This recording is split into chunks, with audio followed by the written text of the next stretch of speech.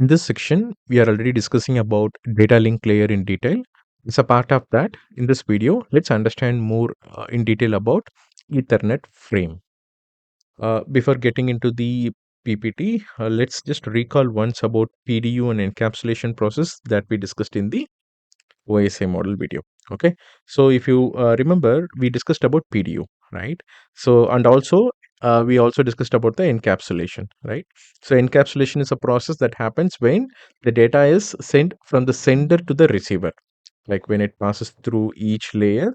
The encapsulation happens, and at the same time, decapsulation is a process where once the data is received at the receiver end, right? Fine. So also PDU of a data link layer is frame, right? So during the encapsulation process, the packet from network layer goes to the data link layer, and once when it comes here, like the trailer and header is getting added, and we refer this combination as frames, right? Fine. This is just a recall. Now let's get into the Ethernet frames. All right. Again, when a data is being sent out from source to destination, it goes through the process called encapsulation.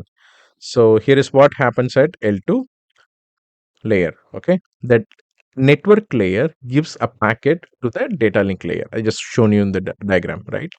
So once the data link layer receives that packet, here at data link layer, a header and a trailer is getting added to that packet, and this combination, the whole unit of combination, like the packet along with the header and the trailer, we refer them as frame. Okay, so the components of the header is like, if you look into the header, we have source MAC address information, destination MAC address information, and also it talks about the type and length of the data. All right, and at the trailer, you have something like FCS. The full form of FCS is frame check sequence, and it's helpful to detect the errors. I will explain you in the upcoming PPTs, like uh, more detail about this, and I'll also tell you how it checks for error. Okay, fine. So the frame is again sent to the physical layer, which turn into signals and travel over the network. Okay. I just repeat it, like during the encapsulation process, when a packet from the network layer comes to the data link layer, at data link layer, uh, a source like sorry, in the data link layer, a header and the trailer will get added to it, and that whole combination is called as frames. Okay, so if you look at the frame structure, this is how it looks like. Okay, so a L2 header and a trailer is added to the data. Okay, so this data is what uh, earlier it was a packet in the layer 3 network, sorry, in the layer 3 of the OSI model. During the encapsulation process, when it comes to here in the L2, it remains the data. Okay, it's the payload. It has all the informations about the upper layer also, like it has the informations about the layer 3, layer 4, layer 5, everything, because it's get encapsulated into it data packet, right? Fine. The main important thing that we're focusing here is in the data link layer, this L2 header and the trailer is getting added to the data payload, and this is the frame structure of the okay, or PDU. Fine. Let's look into it. So if you look into the L2 header, these are all the information. So these are all the parameters that's available within the L2 header that's added to the data. Okay, so the first one is preamble, SFD, destination MAC address, source MAC address, and then it talks about type or length. So if you look at the colors, like the preamble and SFD, I make it a black, and this three in green, right? Which means that though it comes in front of the L2 header, the preamble and SFD, this is not actually considered as a data link layer. Okay, so I repeat it again. Though preamble and SFD is comes in front of this L2 header, they are actually not part of an data link layer, and they are part of physical layer. Okay, so the actual L2 header starts from here, the destination MAC address. Okay, these three, the destination MAC address, source MAC address, or the type and length of the packet, these three is the only L2 header informations. Okay, and that's the reason I just differentiated it with green color and black color. Fine. and this is the data payload. And if you look into the trailer, we have frame check sequence. All right, let's discuss one by one. Right.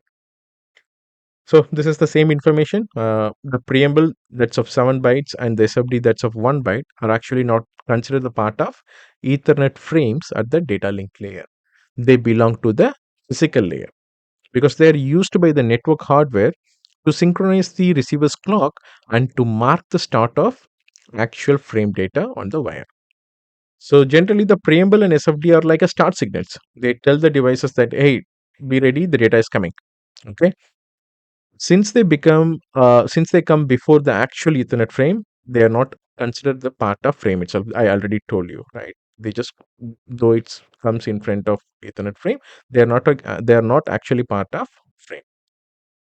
So the preamble lets device align their clock to accurately receive the bits. And the SFD, the full form of it is start frame delimiter, tells exactly where the frame begins, and so the data is not missed or misread. Right. So I just repeat it once again. The preamble and SFD, though they are in front of L2 header, they are not part of L2 header. Okay. Very important. So these three are the actual parameters of the L2 header. So the destination MAC address, it is of 6 bytes, and it identifies the receiving device on the network, and it ensures the frame reaches the correct destination. On short, like the destination MAC address has the informations about the destination device MAC address. Okay. So here in the source MAC address, you will be seeing the source device MAC address information. So this is also 6 bytes, and it helps the receiver to know who sends the frame. Right. Then importantly, type and length. Actually, the size of this one is 2 bytes. This specifies the type of data that is available in the payload. Okay, so if you look here, uh, we have a data payload here, right? So this type and length, this actually talks about this payload. What kind of a payload is there? Okay, that's what it's talking about. Okay. Uh, yep. All right, here it is. So if you see here, they're telling like it specifies the type of data in the payload. Example, is it IPv4 packet? Is it uh, ARP? What type of data that's available in the payload is mentioned here, and it's used by the receiving device to process the payload correctly. Right. So this is all about the L2 header structure. Then the data. Okay. So this data is nothing but the actual payload. Okay. And let's go with here. Yeah. So it's the actual data being transmitted. It also holds the upper layer protocol informations like IPv4, IPv6, TCP, and UDP. Because if you remember in the encapsulation process, like it comes through all the upper layers, right? So when it comes to the network layer, the network headers get added to it, and even before to it, the L4 headers added to it in the segments, right? So that's the reason, like it has all the upper layer protocol informations along with the payload. Fine. Uh, so the size of the data payload. So minimum the payload size should be 46 and maximum 1500 bytes. If the data is smaller than 46 bytes for any reason, in any cases, then padding is added to reach the minimum size. Okay. So it means like just consider a situation where like the data payload comes with the size of 42 bytes. So in that case, that is not processed with the same 42 byte size. So padding will happen to maximize the size to 46. Okay. So let's understand why padding is needed. Because Ethernet requires a minimum frame size of 64 bytes, including the header and trailer, to detect the collision in the network. So if any frame size that is less than 64 bytes, then it's very difficult to find the collision, and that's the reason padding is required. Okay, padding ensures this minimum size is met when payload is small. Okay, so how it's 64? Let's consider, as I said earlier, just ignore about preamble and SFD. Just focus on this from here to here, frame check, right?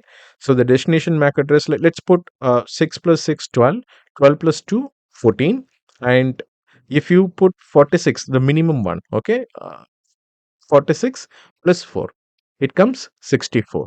Okay, so this is the minimum frame size it should be in order to find the collision in the network, to check if in case for some reasons if the payload comes with 42 bytes or something lesser than 46, then it automatically performs padding to increase the payload to 46 bytes so that it will reach the minimum of 64 byte size. You got it? So I'll again repeat, when I say 64 bytes, it's not including preamble and SFD. Just exclude it. Don't include it. Okay. The actual count start from here, the destination MAC address. 6 plus 6 plus 2 plus 46 plus 4 is equal to 64 bytes. Okay. So that's what it is here. Fine. So now let's understand about the trailer. So trailer is a 4 byte size, okay, that's used for error detection during the data transmission, and it ensures the reliability and integrity of the received data. So how it ensures the reliability and integrity? Let's see. So it contains a mechanism called CRC, which we refer as cyclic redundancy check value. So if you remember, like we seen this term in the very first video of this section, the basics of data link layer, right? Fine. So it has a mechanism known as CRC. CRC means cyclic redundancy check.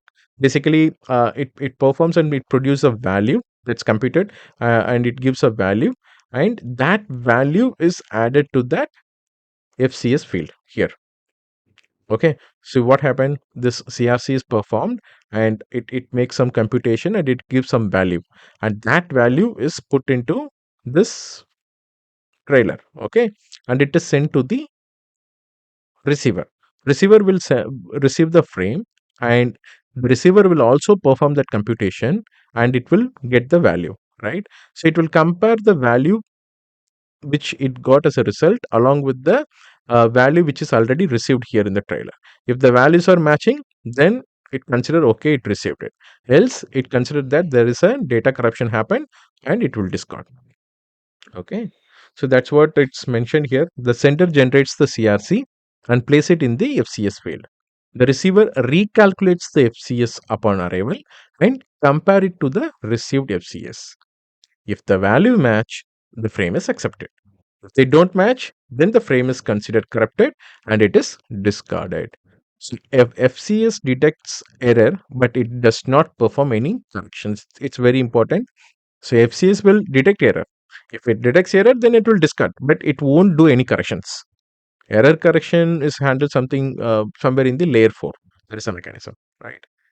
Fine. And very importantly, FCS is managed by the network hardware and it's not managed by the end users. Again, at last, frame size, though I think we already discussed about it, but still, let's recall it. Minimum frame size, you already aware about it. We discussed a couple of slides back. It's 64 bytes, right? So how it is 64? It is 6 plus 6 plus 2, like source MAC address, destination MAC address. This is length and type, and this is the minimum frame size, that is 46, and this is FCS. So if this is equal to 64 bytes, and maximum frame size is 1518, like 1518 bytes. How it is? Like again, there is no changes in this first three and the last one because that's a fixed one. This frame size, if the payload reaches to the maximum size of 1500 bytes, then 6 plus 6 plus 2 plus 1500 plus 4 is equal to 1518 bytes, like 1518 bytes. All right. This is all about the frame size or Ethernet frames. So this is the Ethernet frame header size headers.